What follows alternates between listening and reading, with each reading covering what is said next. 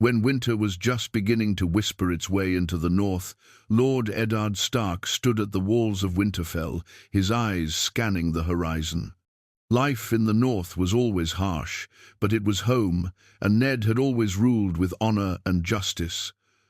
After the rebellion, and after serving King Robert, he had returned to Winterfell hoping for peace.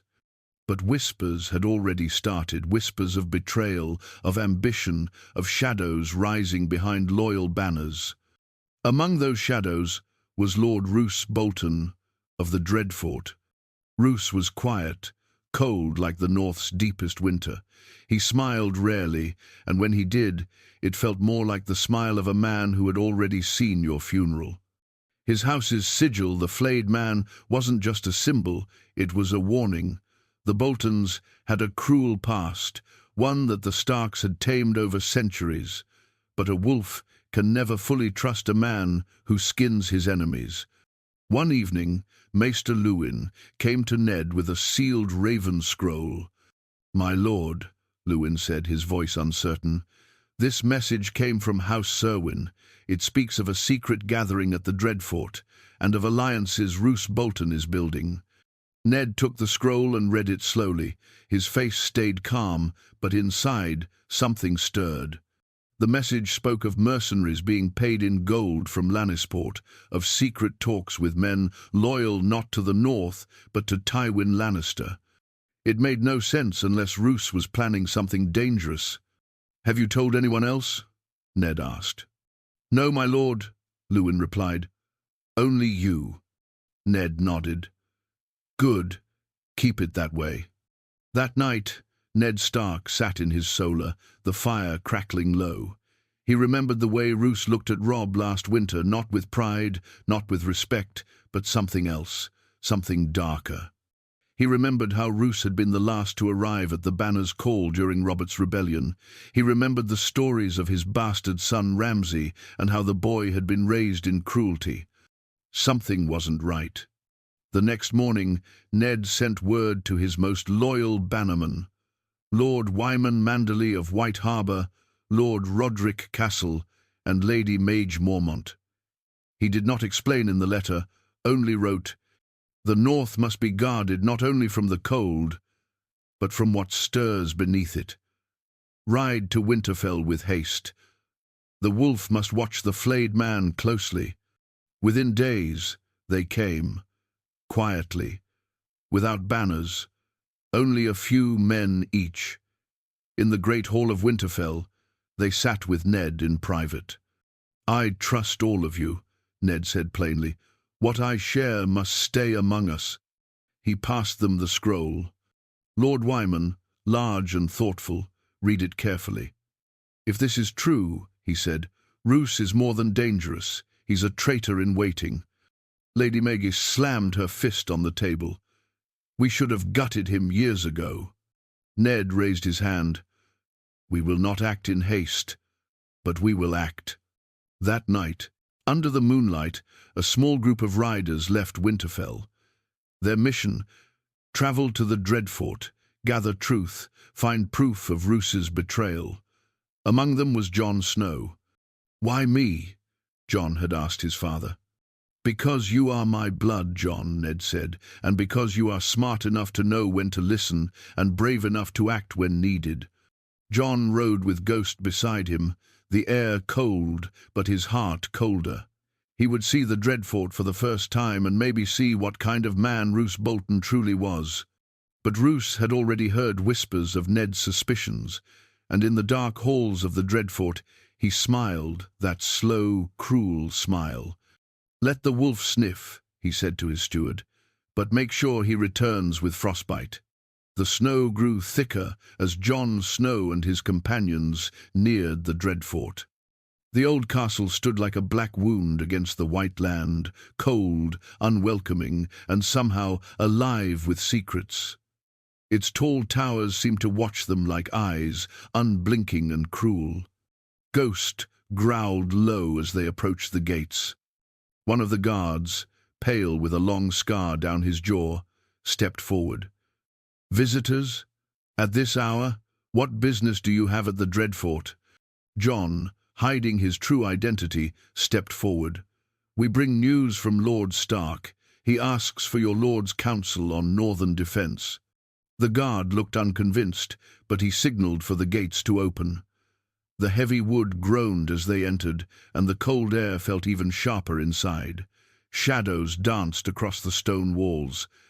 Jon could feel it. This place reeked of something wrong, not blood. Worse, a lack of soul. Roose Bolton waited in the hall, dressed in thick black fur, a single glass of wine in his hand. He looked at Jon for a moment too long. "You're a Stark boy, aren't you?" Roose said, his voice flat. "You've got the look." Jon kept his eyes steady. "Snow, my lord, bastard of Winterfell." "Ah, yes," Roose said softly, sipping his wine. "The wolf's bastard, sent all this way in the snow just to talk defense. Strange times." Behind Roose stood a young man with greasy black hair and a cruel mouth. His eyes held laughter, but the kind that came from watching things suffer. "My son, Ramsay," Roose said without pride. "He's learning the ways of our house." Ramsay grinned. "Welcome to the Dreadfort. We don't flay our guests, unless they lie." Jon stared back, unflinching. Good to know. They were shown rooms for the night, but Jon didn't sleep. Ghost paced near the door, uneasy. Jon had seen war, seen death, but this place was something else. It felt like a trap set with a smile. He met with his companions in secret, beneath the kitchens.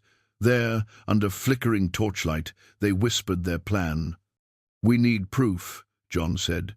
"Letters, coins from the Lannisters, anything that shows Bolton's betrayal." One of the riders, Sir Torhen, nodded. "There's a locked room above the solar. I saw Bolton's steward enter it with sealed letters. Could be what we need." That night, Jon made his move. Dressed in black and moving like shadow, he slipped through the halls. Ghost followed, silent as death. The door to the solar was locked, but Ghost growled softly and scratched just enough to lure a passing servant. As expected, Ramsay came instead. "What's this mutt doing here?" Ramsay snapped, stepping toward the direwolf. Jon stepped from behind the corner. "He doesn't like rats." Ramsay sneered. "You little—" But Jon's sword was already out. "Quiet." He pressed the blade to Ramsay's neck. "You scream, and you die before your father knows you're missing." Ramsay raised his hands. "You wouldn't dare." "I've killed worse," Jon said, eyes dark. "Now unlock that room." Ramsay, still smirking, did as he was told. Inside, they found what they needed: letters sealed with the Lion of Lannister, signed with the golden ink of Casterly Rock. Promises of gold, of southern power, of support if Roose helped cleanse the north of the wolf. Jon stared at the letter. So it was true.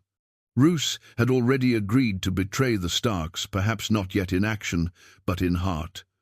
And that was enough. He took the letters, bound them in leather, and turned to Ramsay. "Tell your father the game is over. The North remembers." But Ramsay's smile didn't fade. "We'll see who remembers, bastard. My father is slow, but he's not stupid." Jon punched him across the face and walked out. By morning, they were gone from the Dreadfort, riding hard through the snow. At Winterfell, Ned Stark waited at the gates when he saw Ghost bounding across the snow. Jon arrived moments later, his cloak torn, his face tight. "We were right," Jon said, handing him the scrolls. "Roose is with the Lannisters." Ned read the letters in silence, his jaw clenched. "Then the wolf strikes first." He turned to Roderick Cassell and Wyman Manderley. "Gather the North. The Boltons are no longer our brothers, they are traitors." And for the first time in many winters, Ned Stark prepared for war, not to defend, but to destroy. The snow hadn't stopped falling since dawn, but Winterfell's courtyard was alive with movement. Men were sharpening swords, loading wagons, and wrapping furs tighter around their armor. Ned Stark stood tall at the heart of it all, his voice calm but firm as he gave orders. The North had never gone to war lightly. But this wasn't about glory. It was about betrayal. Roose Bolton had broken the sacred trust of bannermen, and worse, he had made deals with the Lannisters, the same family responsible for the death of Ned's men in King's Landing, the same lions who would gladly see Winterfell burn. This wasn't politics. It was survival. Jon Snow stood beside his father now, no longer just the bastard of Winterfell. In Ned's eyes, he was a warrior, a scout, and a son. "I want you to ride ahead to House Serwyn," Ned told him. "Warn them. If Roose retaliates quickly, Serwyn will be the first line he'll strike." Jon nodded. "And if the Boltons are already moving? Then burn the road behind you," Ned said without flinching. "And ride straight back to me." Across the courtyard, Lady Maggie Mormont mounted her horse with fierce determination. "The Boltons have skinned enough of our kin. It's time they taste their own blade," she growled. Lord Wyman Manderley, massive and slow but deadly in thought, spoke softly. "The Dreadfort is a stone snake. If we cut off its head quickly, the body won't have time to strike." Ned knew he was right. Roose might have planned a slow betrayal, one carefully masked under letters and spies, but now, with his treason exposed, he'd act fast and brutal. The only way to win was to strike before he expected it. By nightfall, 3 separate forces rode from Winterfell, one to secure the East Road, one to warn the other houses, and the third, led by Ned himself, aimed straight for the Dreadfort. As they rode, the North came alive. From Bear Island to White Harbour, ravens flew, the old northern houses proud and hard, as the land itself answered the call of the direwolf. House Reed sent its green-cloaked marsh warriors. The Karstarks, though cautious, pledged swords. Even the flint-hard men of Last Hearth began to whisper that Roose had gone too far. But not all banners flew for Stark. Inside the Dreadfort, Roose Bolton stood in his war room, maps laid out like corpses on a table.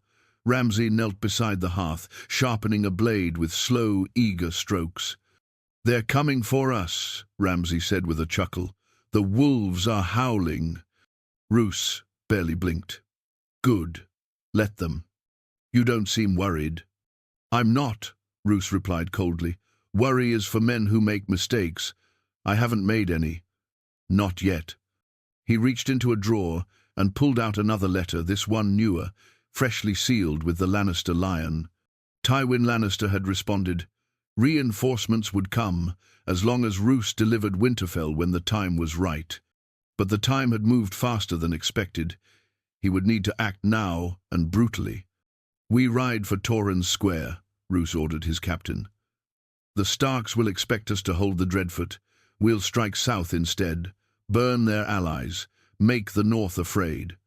"But Lord Stark knows," the captain began. Roose interrupted, voice like ice. "Then we remind him what fear feels like." Back on the icy trails, Jon Snow reached House Serwyn under moonlight. The castle was quiet, too quiet. He rode through the gates with dread rising in his chest. What he saw inside froze his blood. The Serwyns were dead. Not all, but many. Dozens. Their banners were torn, and bodies lay in the snow like forgotten offerings. Roose had already struck. Not in full force, but enough to send a message. He found Lady Serwyn, wounded but alive, clutching a blade with shaking hands. "They came without warning," she whispered. "They wore no banners, but their leader had pale eyes, like a corpse." Jon's jaw tightened. Roose had moved faster than them. He stayed only long enough to tend to the wounded, then rode hard into the night. He needed to return to Ned, needed to tell him that the Boltons were already at war. By the time he reached Winterfell, the fires had been lit on every tower. Ned Stark stood by the gates, reading the storm in his son's face. "They struck Serwyn," Jon said, "and they'll strike again." Ned said nothing for a long moment. Then, without turning, he said, "Then we ride for the Dreadfort. No more waiting." And with that, the war within the north had truly begun. Snow fell heavier as the army of the north moved like a silent wave through the winter-covered woods. Wolves walked beside men, torches flickered against the white trees. This wasn't just a battle anymore, it was a reckoning. The Starks had ruled the north for thousands of years, and now one of their own bannermen had dared to raise a knife behind their back. Ned Stark rode at the front, his face set like stone. He had seen war before, fought in Robert's rebellion, survived the Tower of Joy, and stood at the foot of a dying kingdom. But this was different. This was his own land, his own people, and Roose Bolton, a man he had once called brother-in-arms, had turned it into a battlefield. Beside him rode Jon Snow, eyes sharp with the weight of what he had seen. The massacre at Cerwyn still haunted him, the blood in the snow, the fear in Lady Cerwyn's eyes. Roose had made his move, but he had also made a mistake. He left witnesses. "He'll know we're coming," Jon said quietly. "He's always known," Ned replied. "But we no longer need to hide." The banners of the north flew high behind them, House Mormont's bear, House Reed's crowned frog, the tall tower of White Harbour, and above all, the grey direwolf of Stark. It had been decades since so many houses rode together. The last time was against the Mad King. This time, it was against one of their own. Far ahead, in the twisted, freezing halls of the Dreadfort, Roose Bolton stood at his high window. He could see smoke in the distance, scouts signalling the approach of the Stark host. He didn't flinch. "My lord," said his steward, nervously adjusting his gloves, "the numbers are greater than we expected. At least 5 houses march with Stark." Roose turned slowly. "Let them come. We've held the Dreadfort against worse." "But the men," the steward hesitated. "Some are whispering, saying, 'This is madness, that the North will never forgive this.'" Roose's cold eyes narrowed. "The North remembers, yes, but memories can be broken with enough pain." Ramsay stood near the wall, humming to himself, peeling the skin from an apple with a long, curved blade. "We could send a message," Ramsay said cheerfully. "Capture a few stragglers, flay them nice and slow, mail the pieces to Winterfell, remind them whose land they're walking into." Roose didn't answer. He was thinking, always calculating. "No," he said finally, "that would make Ned furious. We want him cautious, not blinded by rage." "But rage makes men stupid," Ramsay smiled. "Yes, but Ned Stark is not most men," Roose said flatly. Back in the camp, Ned sat with his commanders around a roaring fire. A map was spread on the table with small tokens showing Bolton positions. Jon stood silently behind him, watching, learning. "They'll expect us to storm the Dreadfort," said Lady Myjah Mormont. "I say we give them what they expect and then crush them from the side." "Too risky," argued Lord Reed. "Roose isn't a fool. He's planned for that. He has tunnels, murder holes, boiling oil. We'd lose half our men before reaching the gate." "Then we starve him out," said Wyman Manderley. "Block every road, cut off food, water, supplies, let the Dreadfort rot from within." Ned listened, then spoke calmly. "Roose Bolton is a snake. He won't sit in that keep and wait to starve. He'll lash out. We draw him out, not by force, but by bait." Jon stepped forward. "What kind of bait?" Ned looked at him. "You." The tent fell silent. "If we leak word that Jon Snow is leading a separate force north of the Dreadfort, with half our supplies and a portion of our banners, Roose may see a chance. A chance to strike the bastard, grab supplies, and weaken us in one stroke." "You want me to be the target," Jon said. "Not in fear, just understanding." Ned nodded. "You're the only one I trust with it." Jon took a breath. "Then I'll ride." The trap was set by morning. A small force broke off from the main army, led by Jon Snow and a few trusted men. They carried decoy supply carts and banners marked with the direwolf. They made sure they were seen. They made just enough noise to look vulnerable.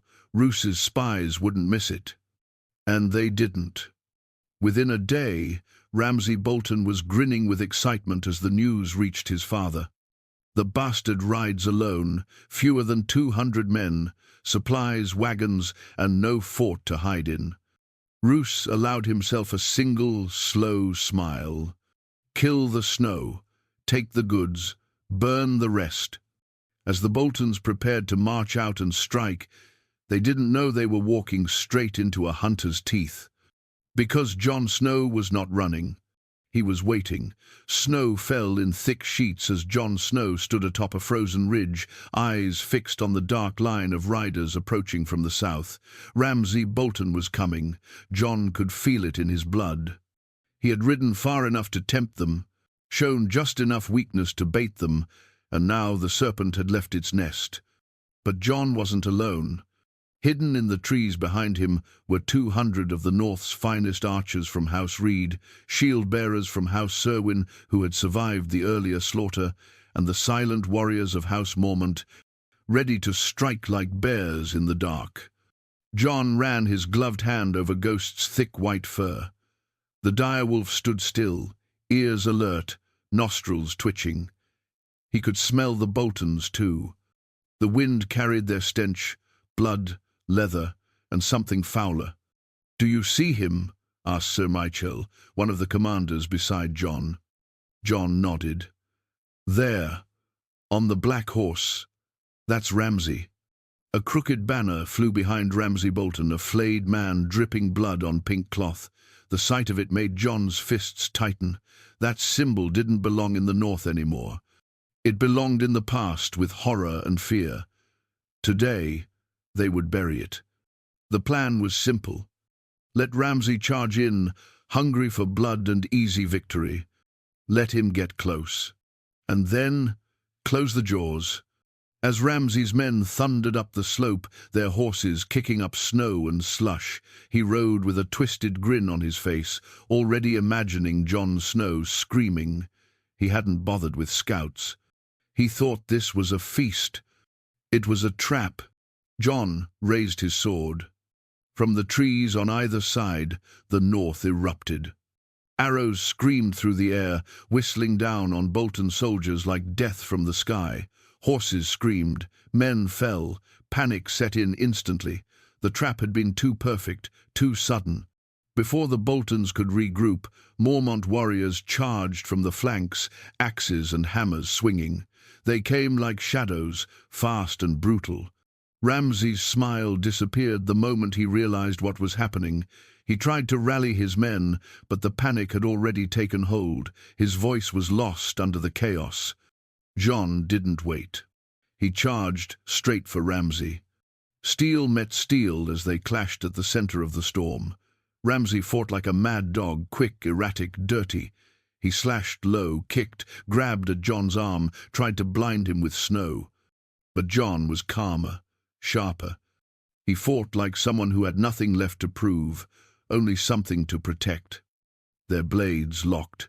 Ramsay leaned in, snarling, "You think killing me will stop my father?" "No," Jon said, pushing him back, "but it will silence your laugh." And with one clean swing, he slashed across Ramsay's thigh, sending him tumbling into the snow. Ghost leapt before Ramsay could rise, teeth bared. Jon called him off. Not yet. Ramsay groaned, clutching his leg, face twisted in pain. The blood soaked quickly into the white snow beneath him, staining it pink like the banner he served. The battle ended within minutes. Roose's small force was broken, scattered or captured. Jon stood over Ramsay, breathing hard, sword still in hand. "Take him alive," he told the soldiers. "Why?" Sir Michael asked. "He'll only rot in a cell." "Because Roose Bolton needs to watch his legacy bleed," Jon said coldly. "Let the flayed prince be dragged before his father. Let him see what loyalty bought him." That night, they rode back to the main camp with prisoners in tow. Word of the victory spread fast. Ramsay Bolton defeated, dozens of Bolton men captured, the tide turning. When Jon returned to Winterfell, the gates opened wide. Ned Stark met him in the courtyard. No words passed at first, just a long look father to son, not of blood, but of truth. "You did well," Ned said finally. Jon nodded. "Ramsay lives." "Good," Ned said. "He'll walk before Roose as a reminder. The North doesn't forget."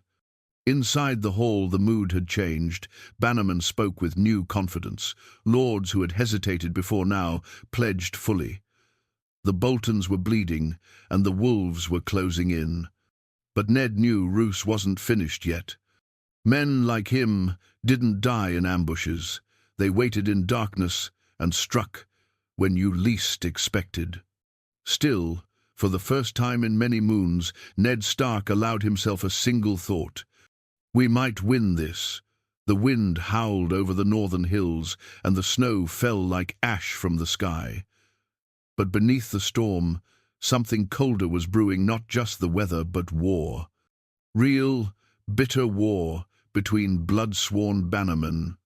Inside the blackened walls of the Dreadfort, Roose Bolton stood over a map. The news had reached him. Ramsay was captured. His men were defeated in the ambush. And worse, the North was no longer hesitating. Lords who once stayed silent were now sending ravens to Winterfell. The tide was turning. Roose did not rage. He did not scream. He only stared at the map, breathing slowly. "Fetch Maester Hilmar," he said softly. "Tell him to prepare the black ravens." The steward blinked. "The black, my lord, those are for—" "I know what they're for," Roose interrupted, voice sharper than a blade. "I know exactly what I'm doing." While ravens flew under night skies, carrying secret messages to unknown corners of the realm, Roose turned his eyes to the dungeon. There, in a cold, damp cell, his son Ramsay sat, half-conscious, chained and bloodied. When Roose entered, Ramsay looked up weak, but smiling. "You came to rescue me?" Ramsay asked. Roose stared at him without blinking. "You failed. I walked into a trap. I didn't know. You didn't think. You acted like a dog chasing meat." Ramsay coughed blood. "They're coming for you, all of them." Roose nodded. "I know. That's why I'll do what you never could." "And what's that?" "Survive." He left the cell without another word. The next day, scouts returned to Winterfell. They brought reports of abandoned outposts near the Dreadfort. Burned supplies, dead horses left in the snow. Ned sat in the hall, reading each report with a heavy frown. "He's preparing to vanish," Jon said. "He's destroying what he can't hold." "No," Ned replied. "Roose doesn't vanish. He waits for you to walk into a trap." He stood and faced his bannermen. "If we march on the Dreadfort now, it will cost us. He wants us impatient, angry." "Then what do we do?" asked Lady Mormont. Ned's eyes met Jon's. "We make Roose come to us." A day later, a cage was hung above Winterfell's walls. Inside it sat Ramsay Bolton, bruised and bound, visible to all. A single banner hung behind him, the direwolf of House Stark. Ned didn't speak. He didn't send a raven. He didn't make threats. He just let the North see that the butcher's heir had been caught. And sure enough, Roose responded, but not with words, with fire. In the dead of night, torches lit the southern woods near Winterfell. A scout tower was found burned, 2 sentries slain. A small farmhouse just outside the walls was discovered with its doors broken and no survivors. The next morning, a message was found nailed to a tree. "The flayed man still walks. You hang my son, I'll hang your people." Jon stood beside Ned, reading the blood-stained parchment. "He's getting desperate," Jon said. No, Ned said, eyes fixed on the trees. He's trying to drag us into the dark, into the shadows where he thrives. They didn't have the numbers for a full siege. And Roose knew it. He would bleed them, bit by bit, dragging this out through winter, until either help came from the south or the north began to fracture. But Ned had one last move. He summoned the remaining houses of the north, not through ravens in person. One by one, each house was asked to send their lords or heirs to Winterfell. House Glover, House Hornwood, House Tallhart, House Risewell. And when they came, Ned did what few lords ever dared. He placed Roose Bolton's crimes before them all. The Lannister letters. The bodies from Serwyn. The betrayal in writing and in blood. And then he let them look upon Ramsay, their tormentor's legacy, hanging in silence above the gates. "I won't force your swords," Ned said to the gathered lords, "but I will say this, if Roose Bolton walks away from this war alive, the North will never be whole again. Every son and daughter you send to war in the future will die wondering if their enemies wear wolfskins or Bolton cloaks. If you believe in the North, if you believe in justice, then ride with me one last time. Not for House Stark, for the North itself." Silence held the air. Then Lord Glover stepped forward. "You have our swords." One by one they came. And by sunset, Winterfell's yard was filled with thousands. The North had risen. Ned Stark stood on the battlements, staring eastward, toward the Dreadfort, toward betrayal. "Let's finish this," he whispered. The march to the Dreadfort began before dawn, when the sky was still dark and the torches of Winterfell burned like a forest of fire. Thousands of northern men moved as one, boots crunching the snow, shields strapped tight, breath steaming through the cold air. This wasn't just an army, it was vengeance shaped into steel.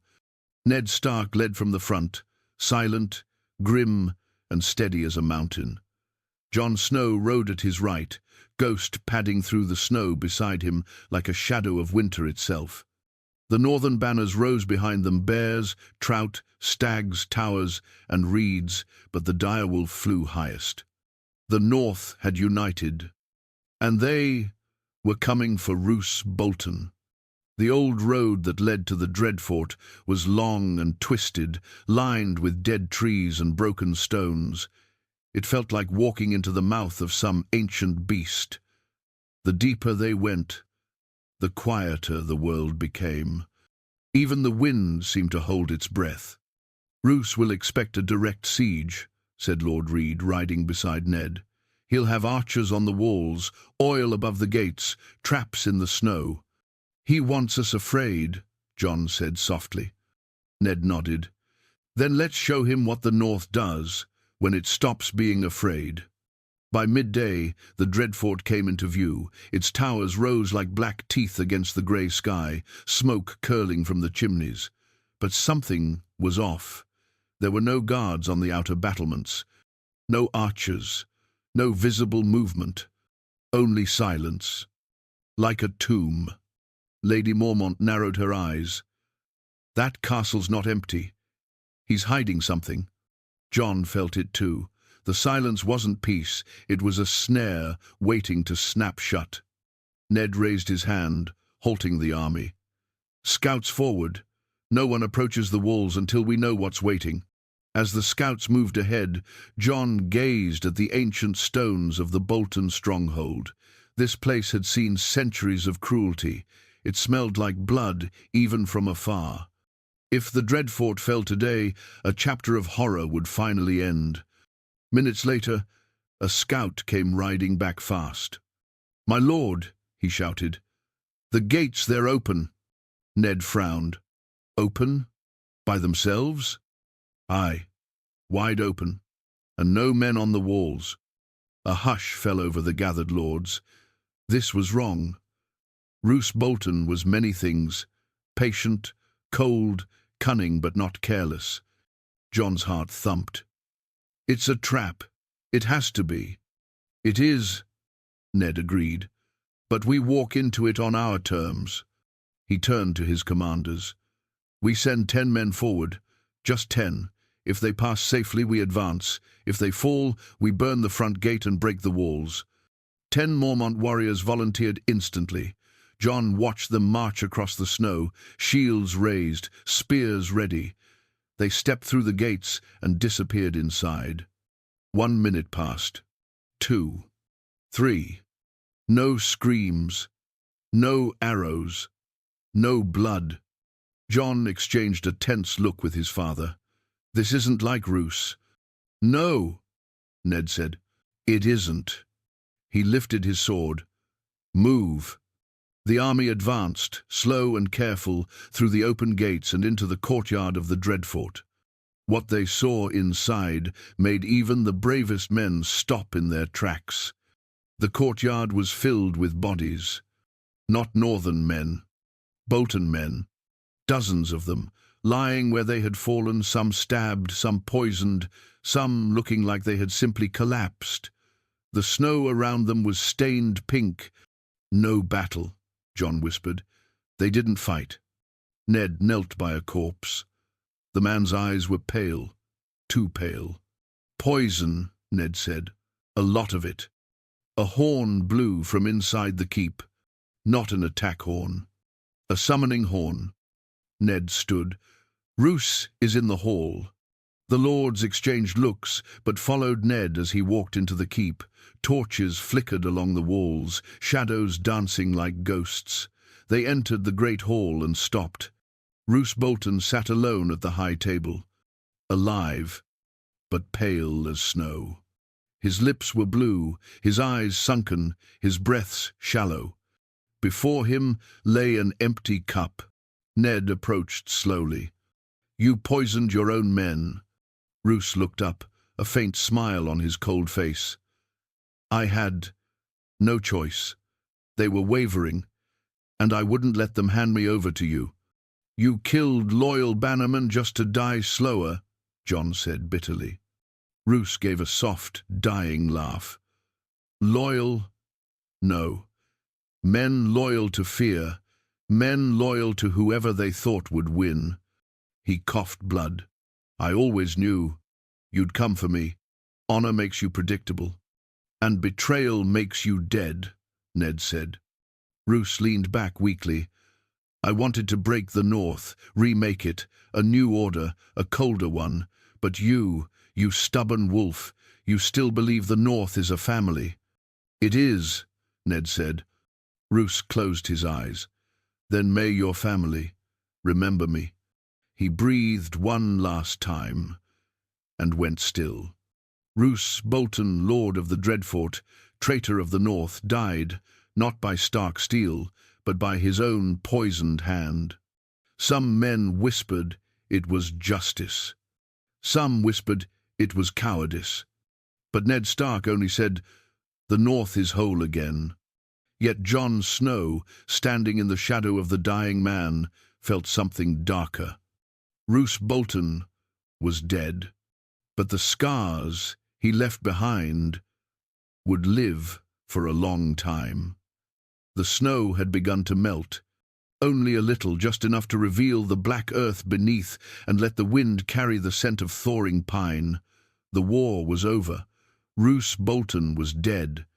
The Dreadfort had fallen without a single sword raised, and the flayed man banner was torn down and burned in front of every northern house. But peace was not as simple as victory. Winterfell was alive again, horses in the yard, smoke from the chimneys, and laughter returning to halls that had forgotten joy. Yet inside the great hall, Ned Stark's face remained unchanged. He sat at the high table, writing letters by candlelight, signing each with a firm hand and the direwolf seal. These weren't letters of war. They were letters of healing, invitations to wounded houses, apologies for old decisions, promises of protection. Ned knew the war hadn't just taken lives, it had shaken the roots of the North. Fear had crept into villages. Loyalty had been questioned. Neighbors had turned cold. That would not stand under a Stark's watch. Jon Snow stood by the window, arms folded, watching the courtyard. Soldiers were training again, children were laughing, but still, something gnawed at him. He hadn't spoken much since returning from the Dreadfort, since seeing Roose Bolton die with a smile on his lips, since hearing those last words, "You still believe the North is a family. Why does that bother you?" Ned asked from the table. Jon turned. "Because it's not entirely true, is it?" Ned looked at him carefully. "You've seen enough to know that even families lie." Jon stepped forward. "You've always told me I was your blood. You are, but not your son." Ned's eyes didn't waver. "You're right." Silence filled the hall. The truth had hung between them for years, always unspoken. Jon felt the cold settle in his chest. "Then who was my mother?" Ned rose from his chair, walking over slowly. He looked older now, not in body, but in weight. The war had taken much, and now it was time to give something back. "She was my sister," Ned said softly. "Lyanna." Jon blinked. "What?" "She died in a tower, not long after Robert's rebellion. I found her bleeding, dying. She gave me a name, your name." Jon felt the room spin. Then, my father was Rhaegar Targaryen. It landed like thunder. The truth. The thing Jon had always felt, the sense that he didn't belong, that he wasn't like the others, it finally made sense. "Why didn't you tell me?" "Because Robert would have killed you," Ned said, his voice low. "Because being a Targaryen was a death sentence in those days. I couldn't protect you as a nephew, but I could as a son." Jon stared at him, breathing slow. "All these years," he whispered, "you let them call me a bastard. I'd let the whole world curse me if it meant keeping you alive." Jon turned back to the window, his fists clenched. "What am I supposed to do with that truth now?" "Whatever you choose," Ned said. "You're not bound to the past. You're not your father's sins. You're not a pawn on anyone's board. You're a man of the North, a man of honor. You're my son, whether by blood or not." Jon said nothing for a long while. Then, finally, he nodded. Outside, the bells of Winterfell rang. It was a day of renewal.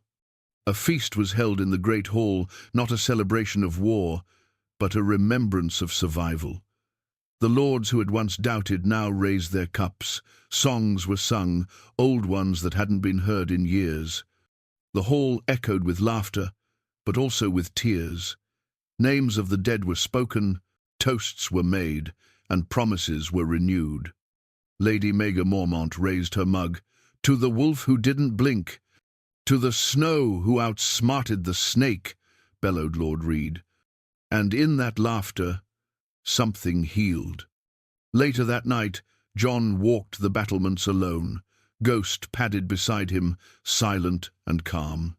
He looked out over the land, the snow, the woods, the sky. He wasn't a bastard anymore.